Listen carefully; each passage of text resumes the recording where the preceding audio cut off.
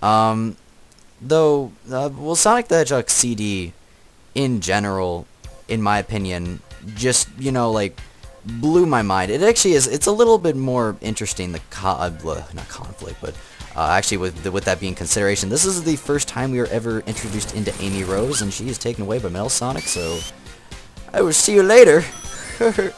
But, the storyline for Sonic the Hedgehog CD, it is very different. Instead of usually Eggman, it's not Eggman, what am I talking about? When I'm talking about Eggman, I'm gonna be referring him as to Robotnik, because Robotnik is his original name, but then the Japanese started calling him freaking Eggman, and then, you know what, the Americans were like, oh, you know what we're gonna do? We're just gonna take Japanese way of saying the freaking villain's name, and we're just gonna place that in all of our new games. So, I'm gonna be referring to him as Robotnik. Robotnik, this time in Sonic the Hedgehog CD, instead of him doing his crazy schemes of trying to take over the world, enslaving the animals, he is basically after where we are. The game is based on Little Planet, which Little Planet is a little planet that appears once every year. Yes, it is once every year.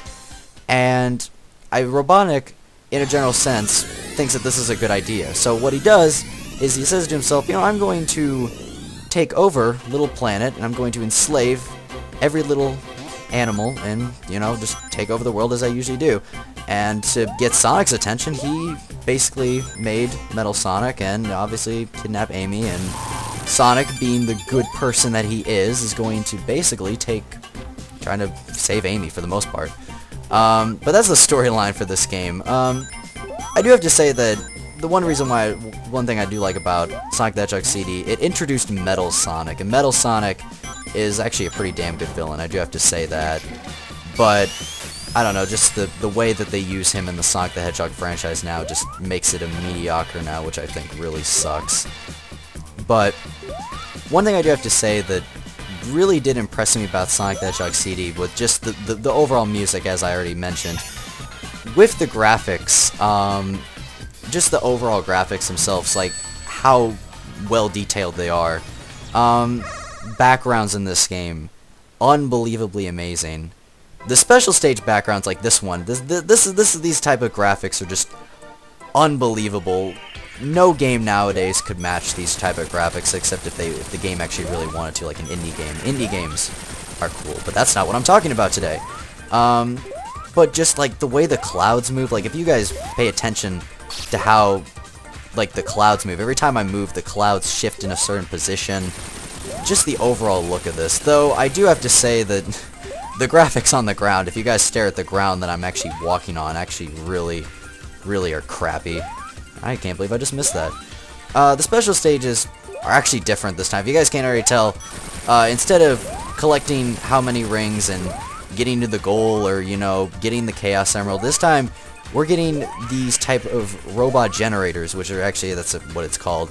The robot generators are used to basically get the time stones, and that's what they are called. Instead of Chaos Emeralds, it's time stones now, because obviously the game involves time traveling. The time traveling aspects in this game are pretty damn amazing. I do have to say, the time traveling, one reason why I like the time traveling in this game is because, for one thing, if you guys can't really notice that, well, actually after this Chaos Emerald, that the backgrounds change, which I think is really awesome, just considering that when you do go into the past or the future, the backgrounds and what you do in the game change, at least just from what you can do.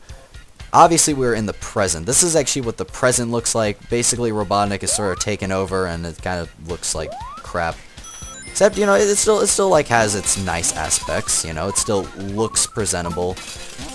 The one thing the past is actually where you go get the robot generators to, basically there are actually two ways of getting the good futures, and actually that's what the main aspect of this.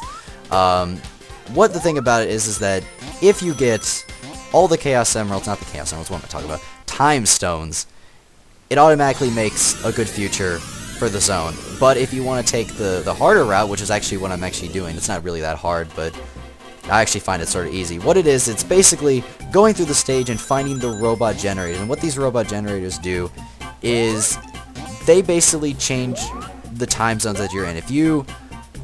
What happens is that if you do try to collect all of the robot generators that are in the stage, which is actually one of these, it will make a good future for the final boss zone. And one reason why I do like that is because it's just I like hearing the different types of music. One reason why I just love the Collision Chaos Pass music, which is basically what I'm listening to right now. The music that was used for the Sonic the Hedgehog CD it's pretty amazing, actually. It's kind of like combining hip-hop and sort of just techno style of music, like how we would kind of listen to it today. But with me being the person that I am, I love electronic music. I love it, and I love video game music. Video game music's something I can... Oh, the glitch. Oh, there we go. Just glitching right through that. Basically, one thing I do have to say is that I can listen to game music 24/7 if I wanted to. But Sonic the Hedgehog CD music is just some of that type of music that I could just listen to over and over again, and it would never get old.